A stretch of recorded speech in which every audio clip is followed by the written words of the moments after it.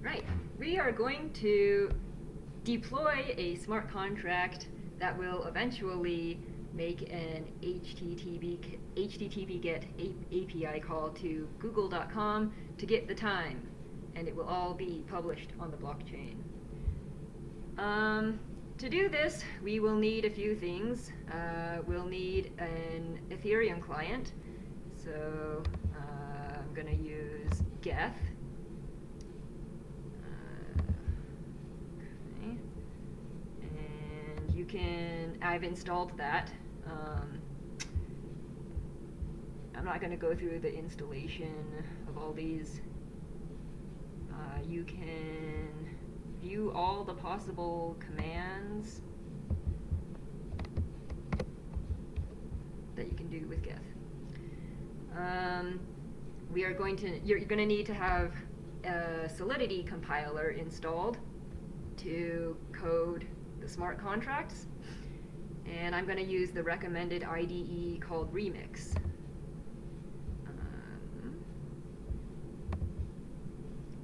Which I have installed.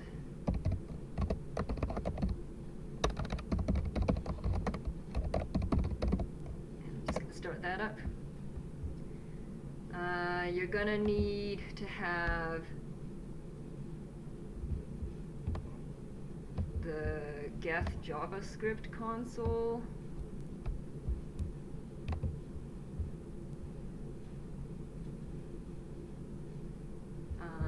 Yeah, we'll do that later. And then you'll need Python with the Web3 module. And you can, well, yeah, I'm not going to go through the installation of all these.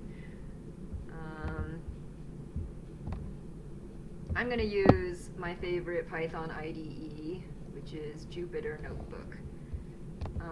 So first of all, this is the directory where my Python code is, well, going to be, or for you, or for, in my case, I already wrote the code. So I'm going to go into there, start up Jupyter Notebook,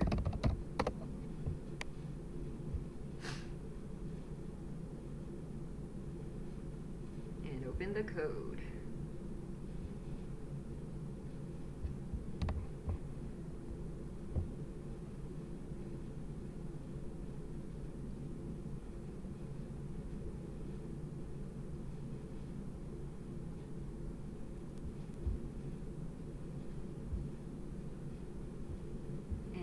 I already installed web3.py.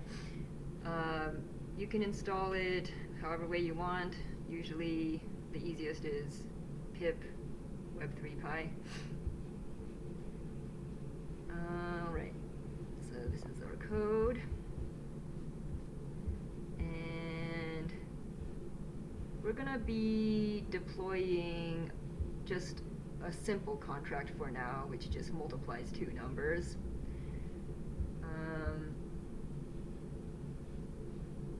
Oh yeah, and also, you should do all of this on a laptop other than your work laptop. You never want to use your main laptop for running a blockchain, especially if it's a public blockchain. We're just going to stick to a private blockchain, so we're going to deploy our own private network, and that will allow us to do this contract, multiplying two numbers. But we could also connect to a public blockchain if we want, so we can deploy a contract with an API call. And of course, then our activity will be public, including our identity. Well, pseudonymously public. Everyone will know our machine ID, or like, our like blockchain wallet hash or address. Yeah, blockchain address. Okay, and then lastly, we can apply the same procedure, but change the API call to call google.com using the following information to get the time. And then you'll be able to view the result of that contract on the blockchain. But yeah, let's just do this one first, and we'll be able to view the result here locally.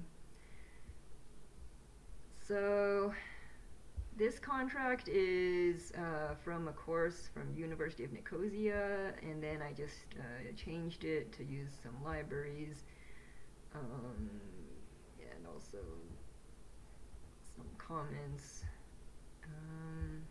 All right. So first of all, let's first set up our private network.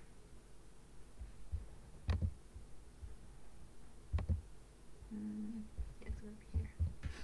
So to do that, and this is also based on, this is from University of Nicosia Comp 541 course, how we set up a private blockchain test network. So we create a folder called I'm going to call privnet, and oops, not this one, sorry. We're going to create a new one called private network, and put in a file called genesis.json, and put in the following.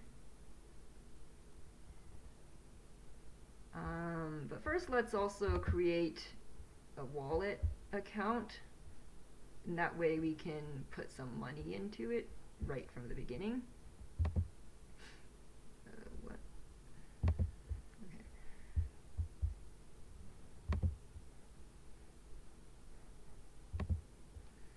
So we go into the directory, and we're going to make an account.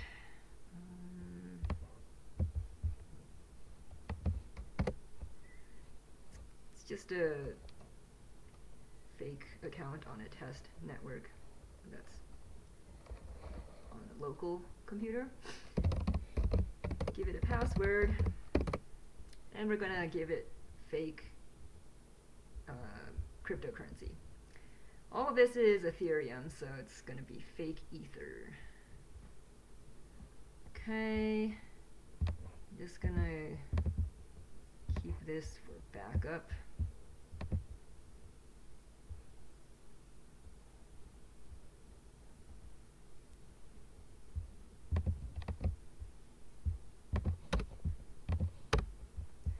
And then put this into the Genesis file right here. We're going to give it this much fake money. Okay, now let's create our private network.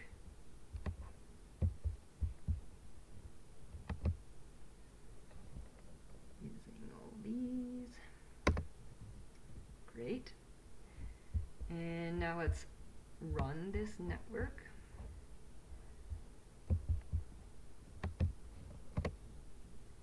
Great. Okay, so to interact with this, most of the time it'll be enough to just use Python.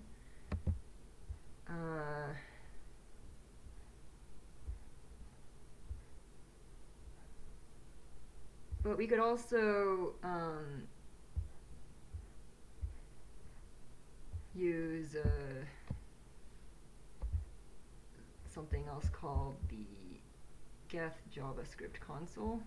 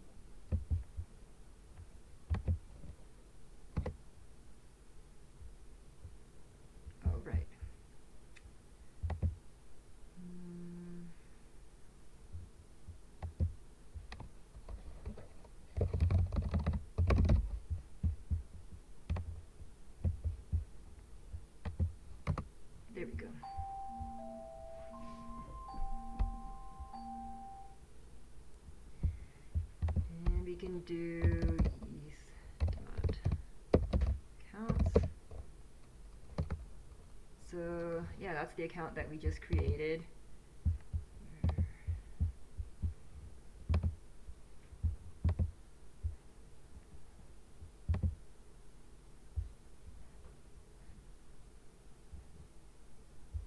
Matches.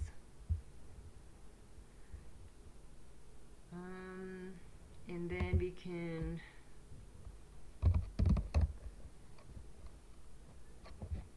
get the balance on that one.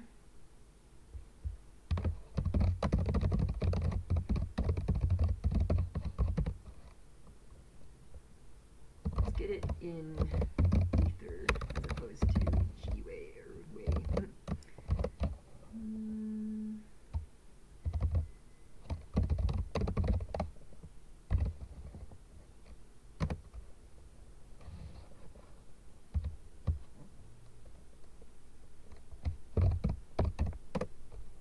Okay, so it's got a lot of Ether.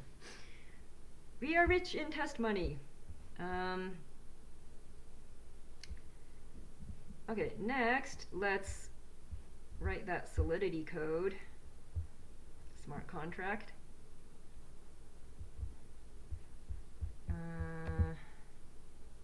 So Remix has opened, and yeah, the code that I'm gonna run first is this one.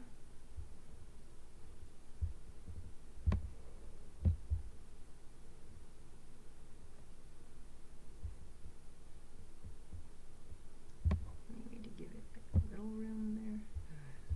Whatever. Okay. And we need to set the compiler to the right one. That's good enough. And compile.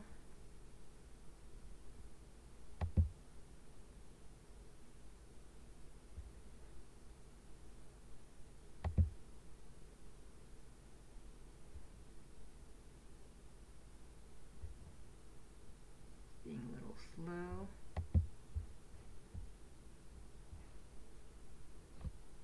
There it goes. And I think that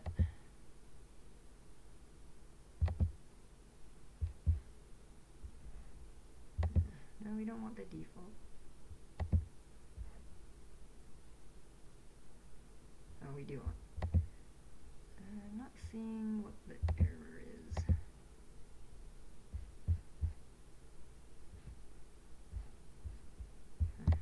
Try compiling it again. Still got an error. Ah. Right, it's having trouble finding something.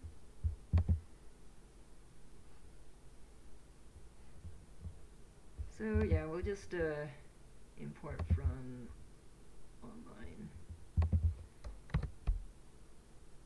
github.com. Compile again. Okay, fine. We'll have to import all of these from online. Luckily, we are connected to the internet.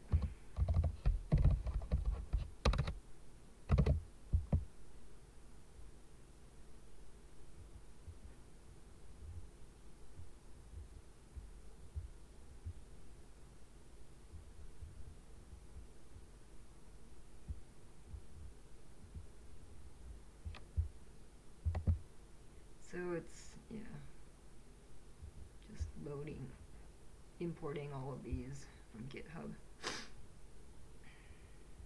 Excellent, so successful, just with some warnings.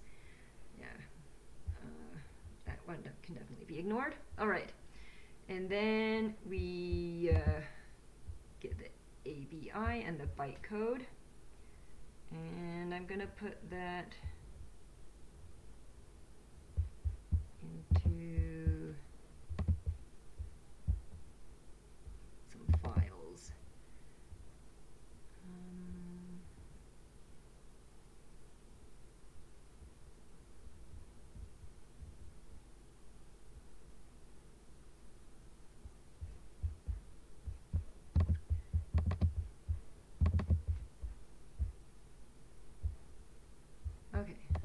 copy the ABI into a file called simpleabi.json.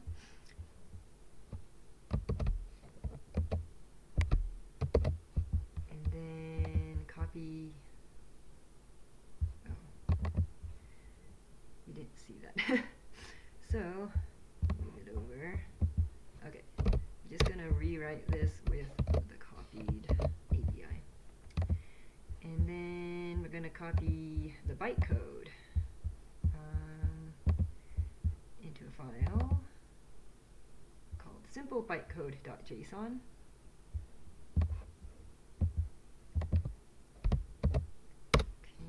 Okay, just rewriting this file. Great.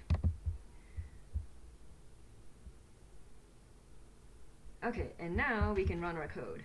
So first we're going to have to unlock our account. Well, okay, we can first run part of the code.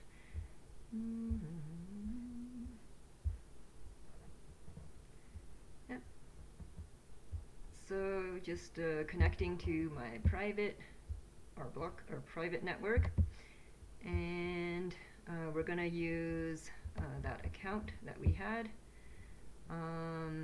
to pay the gas fee using the fake Ether money that we have.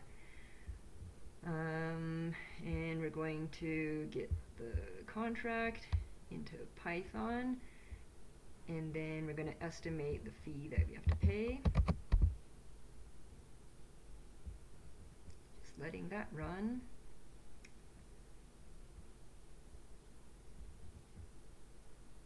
Okay, so that's how much gas it costs to deploy this contract. And next, we're going to deploy the contract to the blockchain. But first, we need to unlock our account so that it can pay the gas fee. I believe we are here, right? Yeah.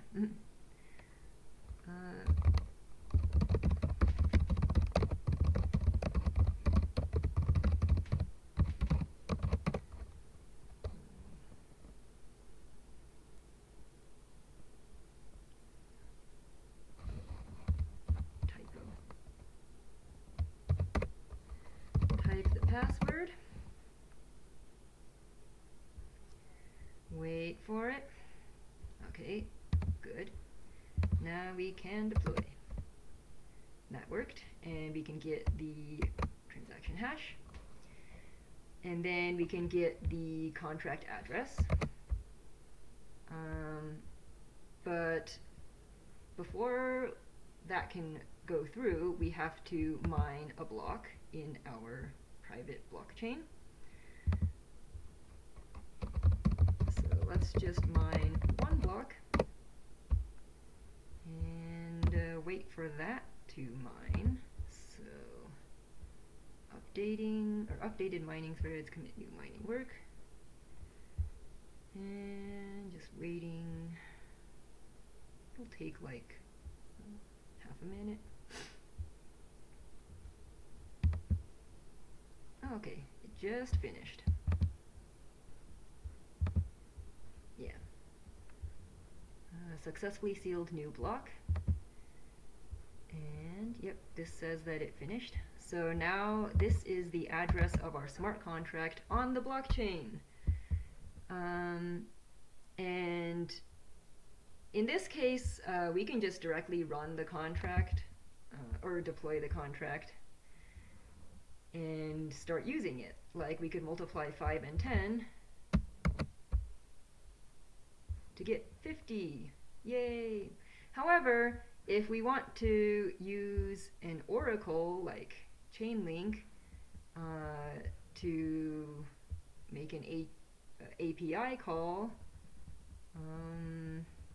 like here's an example from their website, then before we can use the contract, we'd also have to fund the smart contract address with some of their cryptocurrency, which is called Link.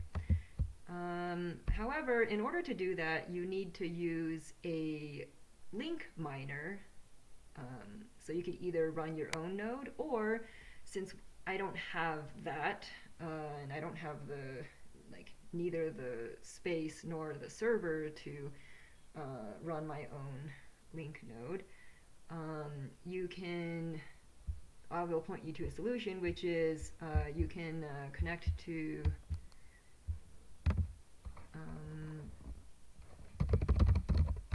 up here link node. They're called oracles. They're all listed on here. They are all on public Ethereum testnet blockchains.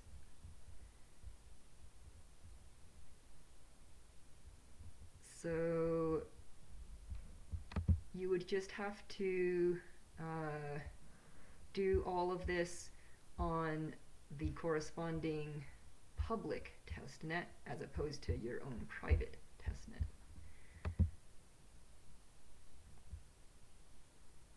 And okay, it's loading. The possible ones are, well, since we're using Geth, we can use Rinkeby. I believe Ropsten also works, however, there's no faucet that you can get free fake link from, free test link. And then there's another choice called Coven, which only works with parity Ethereum clients. Yeah, so you can, view all the link nodes here that you can use. And you can choose which network. So where is...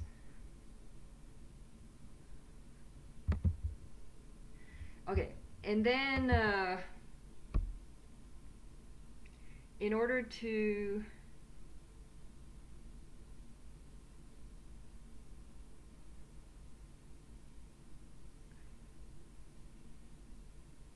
and then you would have to deploy, so to deploy your code here to a public test network such as Rinkeby, then you would have to use Infura. So, you'd have to use a Rinkeby node, and I don't have the space to operate my own Rinkeby node. I believe it was either Rinkeby or Ropsten right now is 38 gigabytes to sync the blockchain, and it takes 60 hours. That's why I'm sticking to private network. So do not do this command, the command that we used to create the private network. Where was that?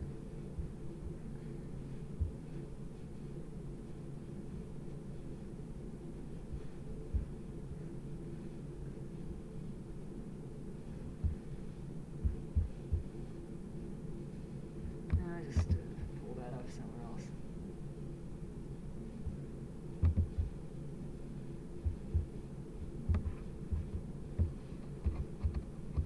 Okay, so yeah, creating the network. Do not do this command with this replaced by Rinkeby or Ropsten or Coven, because you will be running a testnet miner node and mining testnet cryptocurrency, and you will sync the entire testnet, which is 38 gigabytes as of this year, which takes about 60 hours.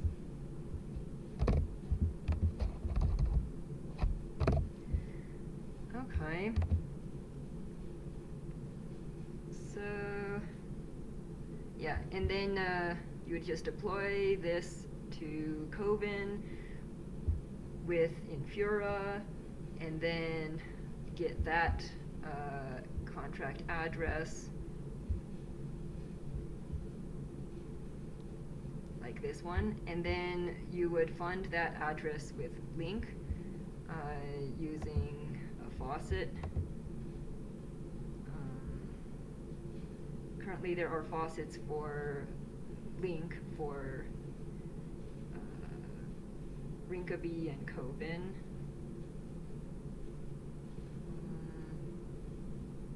Because you need to pay that to the Oracle.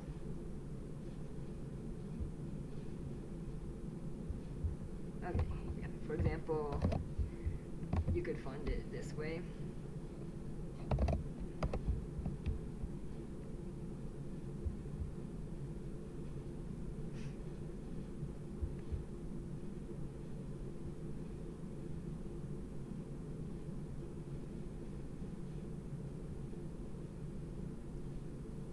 It's just a bit slow.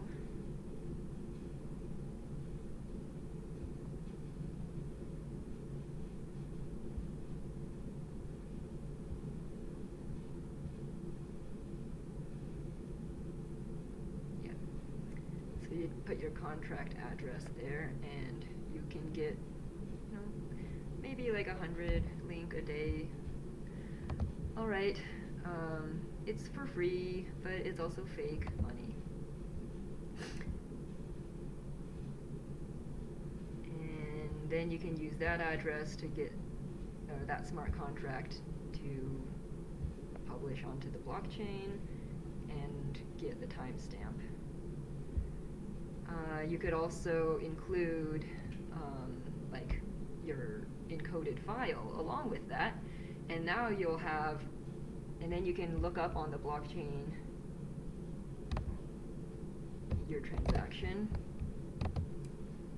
either here on your local blockchain, or you could look up the, say, Rinkeby blockchain block explorer. You can see all the transactions and all the blocks, transactions, and all the results and all the smart contracts on there. And then you would be able to see the output of your smart contract, which would be like your file and then the timestamp. And that's how you timestamp. And here is the information for the API call combined with the smart contract that does API calls. It looks like this. And in Remix, it looks like this.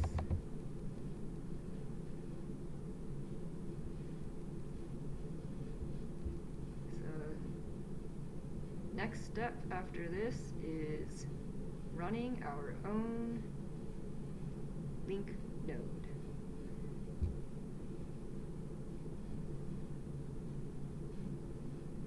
Which apparently is different from running your own.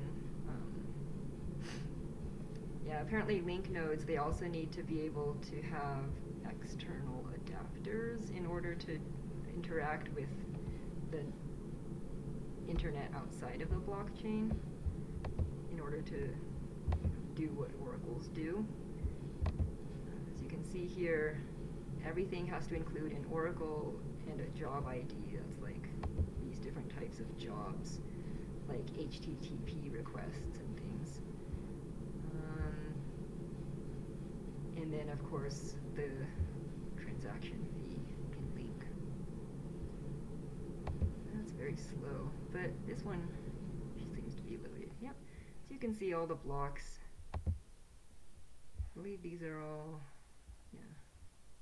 Well, here's some like sending between addresses.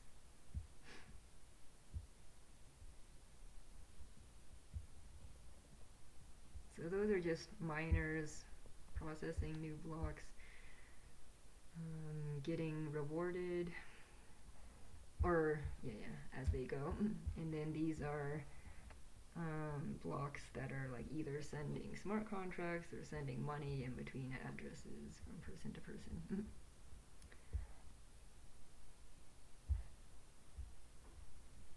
And just wait for that to see an example.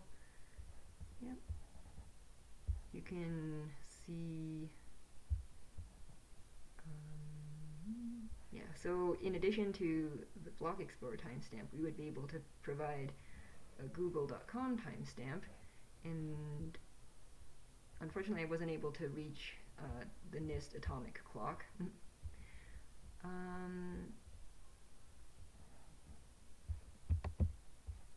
this is where you would be able to see the data. Like you could put in you could take a file that you wrote in a document and you could encode it and then you could put it in as data.